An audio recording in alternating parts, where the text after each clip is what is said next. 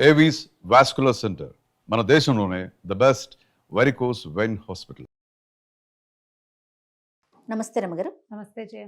రమ్మగారు, ఇంటి నిర్మాణం అప్పుడు ఏమైనా చెట్లు అడ్డున్నాయి అనుకోండి, తీసేస్తూ ఉంటారు. మామిడికాయ చెట్టు అని, వేప చెట్టు అని, ఇట్లా కొబ్బరి చెట్టు ఉన్నా కూడా తీస్తారు. అయితే కొబ్బరి చెట్టుని మనం చాలా శుభసూచకంగా చూస్తూ ఉంటాం. తీసేస్తే దానివల్ల ఏదన్నా మనకి అంటే ఆ ఫలితం ఏదన్నా ఉంటుందా? తీసేయటం వల్ల అంటే చెడు ఫలితం నేను అనేది అట్లా ఏమన్నా ఉంటుందా? దోషం ఏమన్నా ఉంటుందా? దాన్ని ఏమన్నా సరి చేసుకోవాలా? భయపడాల్సిన విషయమా? ఎందుకంటే కామెంట్స్లో నేను చూశాను, ఇట్లా ఇల్లు కట్టుకుంటున్నాం, కొబ్బరి చెట్టు తీసేయాల్సిన పరిస్థితి, దీనికి దోషం ఉంటుందా? నివారణ మార్గాలు ఉన్నాయా? అసలు ఏం చేయాలి? ఇంకో కొబ్బరి చెట్టు పెట్టుకోవాలి. ఇంకో కొబ్బరి చెట్టు పెట్టుకోవాలా? అట్లా కాదు జయ, ఇవి వాస్తు దోషాలు అవుతే అవ్వచ్చు, కానీ కొబ్బరి చెట్టుకి ప్రత్యేకంగా అలా ఏం చెప్పినట్టు కనపడదు. వేప చెట్టు, రావి చెట్టు అవి తీయాలంటే తప్పనుకుంటారు. ఎందుకంటే రావి, వేప మనకి దైవ సమానమైన వృక్షాలు, దేవతా వృక్షాలు కాబట్టి పూజిస్తాం మనం. కొబ్బరి చెట్టు కల్పవృక్షం, మనకు అవకాశాలు ఇస్తుంది. అది కొబ్బరికాయలు సంపాదన ఇస్తుంది, దాంట్లో అన్ని భాగాలు యూజ్ అవుతాయి. అవును, అవి రేర్గా పెరిగే మొక్క కాదు కదా, విరివిగా పెరుగుతాయి. అంత భయపడక్కర్లేదని నేను నా ఉద్దేశం. అయితే ఇప్పుడు మనం ఇల్లు నిర్మాణం అంటే ఏదైనా ఒక స్థలం ఖాళీ చేసేటప్పుడు తుప్పలు గిప్పలు అన్నీ కొట్టేయాల్సిందే. ఏ చెట్టు ఇప్పుడు పిల్లర్లు వేస్తున్నాం, ఇది వరకు ఏం చేసేవాళ్ళు, లోతుగా తవ్వి కింద నుంచి స్టార్ట్ చేసుకొచ్చేవాళ్ళు కదా. మరి కింద నుంచి పునాదులు వేసేటప్పుడు ఈ చెట్ల వేళ్ళు అవి ఉంటే ప్రమాదం కదా ఇంటికి. ఇప్పుడు కొత్తగా కొంచెం అవకాశాలు వచ్చినాయి. ఇది వరకు ఏం చేసేవాళ్ళు, స్థలం చదును చేసి బాగా తవ్వి చెట్ల వేళ్ళు అన్నీ తీసేసి వేసేవాళ్ళు. ఆ తర్వాత స్థల శుద్ధి చేయటం, స్థల అప్పుడు ముగ్గేయటము అవి అంటారు కదా జయ. స్థలం శుద్ధి చేసేవాళ్ళు. అక్కడ ఏమైనా ఇంతకు ముందు పాతి పెట్టటాలు అట్లాంటివి జరిగినాయా, ఏవైనా ఇవి ఉన్నాయా, అవశేషాలు ఉన్నాయా, వాటిని చూసేవాళ్ళు. చెట్లు ఉంటే ఎలాంటి చెట్లు ఉన్నాయి దానికి చూసి దానికి తగినట్టుగా మంత్రాలతోటి దాన్ని శుద్ధి చేసుకుని అప్పుడు ఫౌండేషన్ స్టోన్ వేసుకుంటారు. దోషాలు లేకుండా వేసుకుంటారు. అందరూ చేసే పనే అది. ఈ ఫౌండేషన్ స్టోన్ వేసాక అప్పుడు తర్వాత మొక్కలు తీయరు కదా, అవన్నీ ఖాళీ చేశాకే తీస్తారు. మీరు ఇల్లు పక్కన కొంతమంది ఇల్లు చూస్తాం మనం, మధ్యలోంచే చెట్లు పెరిగి పైదాకా ఉంచుకున్నవి. కొబ్బరి చెట్టుకి వేళ్ళు ఇలా గోడల్ని పగలగొట్టేవిగా ఉండవు, లోపలికే ఉంటాయంటారా? లోపలికే ఉంటుంది. పీచు వేరు దాన్ని, భూమిలోకి వెళ్తుంది, అది పీచుగా ఉంటుంది. ఇప్పుడు మర్రి, రావి, జువ్వి వాటికి తర్వాత ఏమో మన వేప వాటికి వేళ్ళు మెల్లిగా గోడలు పగలగొడతాయి. అవును, గోడల్లోకి వెళ్ళిపోతాయి. కొబ్బరికి అలాంటి సమస్య లేదు, దోషం అలాంటి సమస్య ఉండదు. అది పొడుగ్గా పెరుగుతుంది. అది పెరగడానికి ఆస్కారం ఉండేలాగా ఏదైనా మీరు మేనేజ్ చేసుకోగలిగితే ఉంచుకుని కట్టుకోవచ్చు. ప్లాన్ అట్లా చేసుకోవాలి.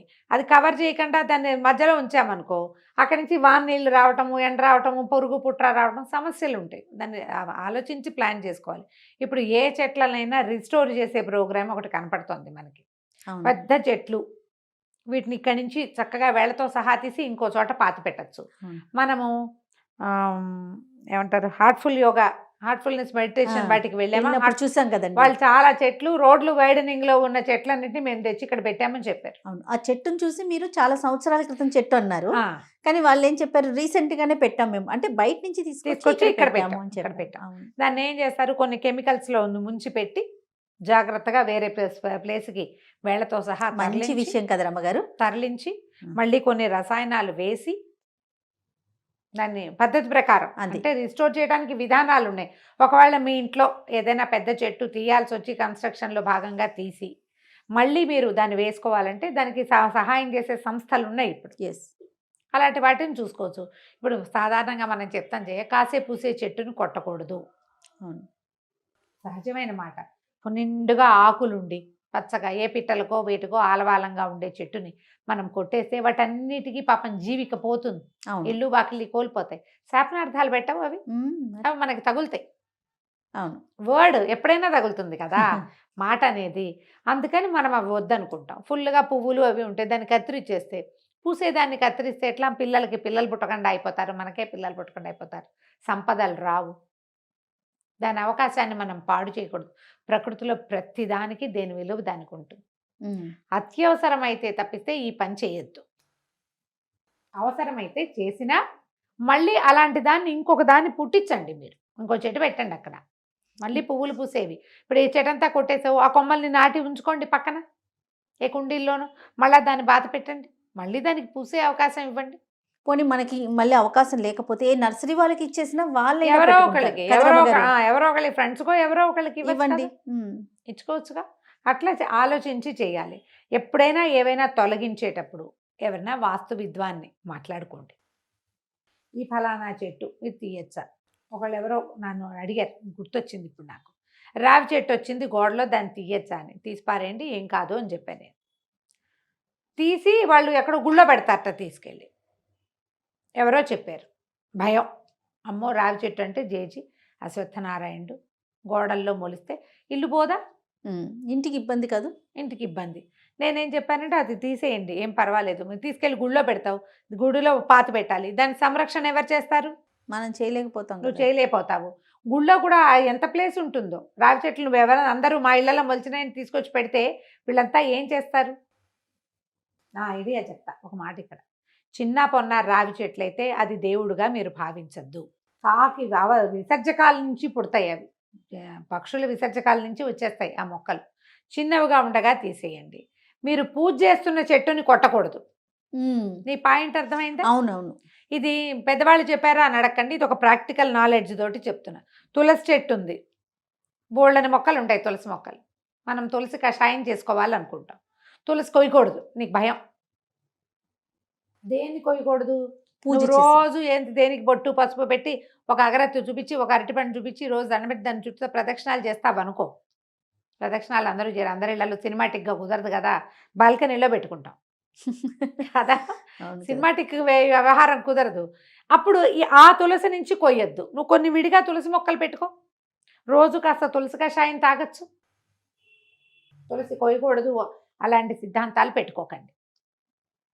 తులసి ఆరోగ్యప్రదాయని. ఆ బాల్కనీలో ఈ బాల్కనీలో అన్ని చోట్ల తలా ఒక బాల్కనీలో 4 తులసి మొక్కలు వేసి ఉంచుకోవచ్చు. దాని మీద గాలి చాలా మంచిది. దాన్ని పూజ చేసి దాన్ని ముట్టుకోకూడదు అన్న ఆలోచన చేయపోకండి. అలాగే రావి చెట్లు కూడా, కొబ్బరి చెట్టు కూడా, రావి మర్రి ఏవైనా చిన్నవి శాప్లింగ్స్ గానో చిన్నవి గానో ఒక మాదిరిగానో ఉన్నప్పుడు ఇళ్ళకి అడ్డమైతే తీయచ్చు. అది చాలా పెద్దదయ్యి దానికి రోజు నువ్వు దండం పెట్టి దాన్ని ప్రదక్షిణ చేసే చెట్టును ముట్టుకోకూడదు, కొట్టకూడదు. అట్లా నువ్వు పూజించట్లా, ఊరికే అదొక చెట్టుగా ఉంది, అన్ని చెట్లల్లో అది నీకు అడ్డంగా ఉంది, తీసేయి. నీ వాకిట్లోనే అడ్డం లేని చోట పెట్టుకోగలవేమో, చూస్తే చూడు. రావి చెట్లు అవి వాకిళ్ళల్లో పెట్టుకోరా, మా గోడలు పోతాయి. అవును అవును, గోడలు పోతాయి. ఇది ఒక ప్రాక్టికల్ థింగ్గా ఆలోచించండి. మీకు ఇందులో దోషం ఉంది, భయము అయితే నేను ఇంకొక మాట చెప్తా. ఏ రోజు మీరు ఆ చెట్టు తీస్తారో ఏదైనా విష్ణువాలయానికి వెళ్ళి ఒక అభిషేకం చేయించుకోండి. ఇది అపరాధ సహస్రాల్లో నేను ఇది ఒక అపరాధం చేశాను, నన్ను క్షమించు అని అయితే అయిపోతుంది. దీన్ని ఇలా సరిపెట్టుకోవాలి తప్ప ఆ రావి చెట్లని పేక్కూడదని, వీటిని ఇలాగే ఉండనివ్వాలని భావిస్తే మన ఊరంతా రావి చెట్లే ఉంటాయి, మొలుస్తూనే ఉంటాయి. గోడల్లో మొలుస్తాయి జయ. అవునండి. అసలు ఆ గోడల్లో ఉండే మట్టి ఎంతో, అక్కడ అది ఎట్టా మొలిచిందో మనకు అర్థం కాదు. అవును, హైదరాబాద్లో అయితే కొన్ని ఫ్లైఓవర్ల దగ్గర కూడా రావి చెట్లు కనిపిస్తూ ఉంటాయి, ఫతేనగర్ వైపు కనిపిస్తాయి. అవును. మరి వాటిని ఏం చేయాలి? ఆలోచించాలి కదా. ఏదైనా మీ ఇంట్లోనే ఇలాంటిది ఉంటే కనుక ఒక వాస్తు విద్వాన్ని సంప్రదించండి. పెద్ద భయాందోళనకి గురవ్వాల్సిన అవసరం లేదేమోనని నేను భావిస్తున్నా. మరి తప్పకుండా రమ్మ గారు. నమస్తే. నమస్తే.